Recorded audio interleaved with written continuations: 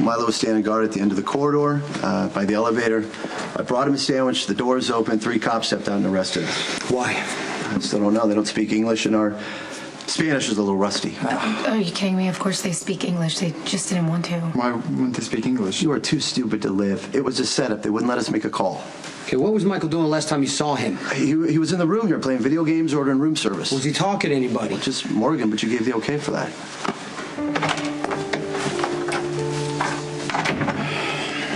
One of the bellhops saw Michael leave the hotel last night, around 10 p.m. Was he by himself? No. He was with a man. Late 20s, brown eyes, shaggy brown hair, muscular build. It's Dante. So Claire Walsh called me after Carly testified. Said if we don't get Michael on the stand, we're gonna lose. So how'd you find him? I got Morgan to talk about how much he misses his brother.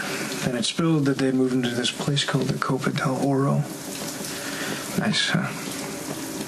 He's my brother who trusted me. Don't let yourself feel bad about that. Well, it's easy for you to say the whole flight down there. I kept telling myself that bringing Sonny to justice was what was best for Morgan and Michael. That whatever pain they were going to go through because of it would be worth it. But then I get there, I find Michael, and I find out he's telling me he killed Claudia. Well, we don't know for certain that he's telling the truth. He could be protecting Sonny. He's got a shirt with blood on it. He says it's the shirt he wore the night he hit Claudia. All the other stuff he wore that night, Sonny burned. For some reason, Michael held on to that shirt. So you're saying that he felt so guilty that he held on to proof? I don't know. I mean, forensics will come back one way or the other, right? But if Michael's telling the truth, I mean, if he killed Claudia, I have no idea what I'm gonna do next. Detective, please tell the jury why you haven't been able to serve a subpoena on Michael Corinthos. Sonny Corinthos and his ex-wife Carly and Michael's parents. Well, they claim he's on a backpacking trip and he can't be reached. Do you have any reason to doubt that? Michael's been sequestered on a private island owned by his father. Objection, Your Honor. I have photographs to corroborate Detective Domestico's statement, Your Honor. I'll allow them. Your Honor, those photographs were never presented during discovery. Said I'd allow them. Detective, can you please describe what's in this photograph for the jury, please? Yes, this is a surveillance photograph on a Caribbean island owned by Sonny Corinthos. It clearly has Michael on the island with 2 guys who are known as Sonny's bodyguards, the Giambetti brothers, Max and Milo. Is the photo time-stamped or dated? Yes, it's April 15, 2010, 2:24 p.m. See, when I tried to execute a search of the island in order to serve the subpoena, I was forcibly removed. That's how desperate they are to not have this kid testify. Objection, Your Honor. I have no further questions for this witness.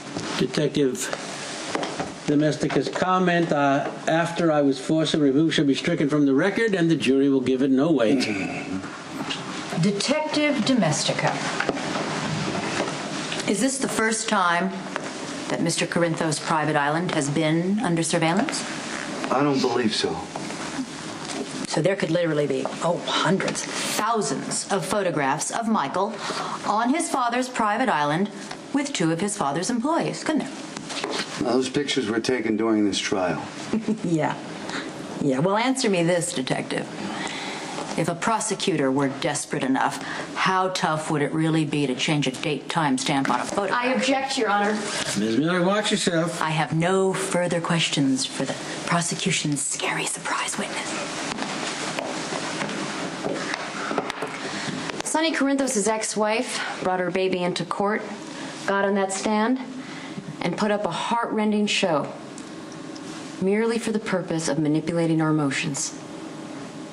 Now, I thought that baby was just precious also. It's a wonder she didn't bring a puppy, too. So I know you're smart enough to see through a smokescreen, and that a blonde lady in a pretty dress with a baby doesn't constitute fact. The facts are that Sonny Corinthos threatened to kill his wife, who was smaller and weaker than he. And he followed through with that threat the very same night. Sonny Corinthos believes he doesn't have to play by the same rules as the rest of us. Isn't it about time he's learned he's not above the law? Now I'm asking you to reach a verdict based on the irrefutable facts, the physical evidence. I am asking you to find Sonny Corinthos once and for all guilty of murder.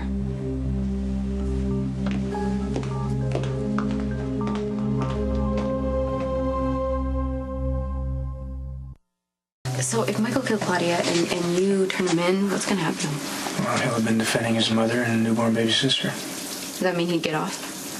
Suspended sentence, community service, and counseling, which he desperately needs. And Sonny would go free.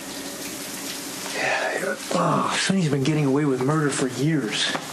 I mean, is he ever going to pay? Is he? Well, somehow people keep covering for him, like you did when you got shot. Because I knew the case I had built against him. I was so sure he was going to get convicted for killing Claudia.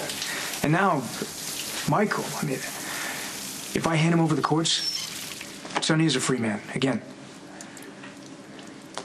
I don't know, maybe the best thing to do is nothing. Once and for all, huh? Well, that pretty much sums it up. This trial has never been about justice. This trial has only been about one woman's ambition. That woman, Claire Walsh, and her desire to bring down a famous man, an alleged mobster, at any cost. Claire Walsh put a child on the witness stand. Claire Walsh fomented speculation about an alleged witness, who then never materialized, but why should he? Michael Corinthos III never made any statement to anyone that he witnessed any killing. There hasn't been one shred of evidence, no proof, nothing, that Michael was anywhere near that cabin on that night. Nothing. And that pretty much sums up the prosecution's case. Just so much smoke and mirrors. And there's never been any attempt to hide the prejudice, a prejudice that Claire Walsh so clearly personifies, that a double standard applies when the defendant is Sonny Corinthos. Ladies and gentlemen, there is a reason that justice is blind. And that is so that you and you and you and you and me, we all get a fair trial, regardless of rumor, speculation, headlines, reputation. The only thing that matters is the truth. My client, Sonny Corinthos, is not a perfect man. But you are not here to judge his life. You are here to determine innocence or guilt regarding one action on one night. And on that night, Sonny Corinthos saved lives, lives that were threatened by a crazed, vicious, vengeful woman. In that cabin, on that night, Sonny Corinthos was not a murderer. He was a hero.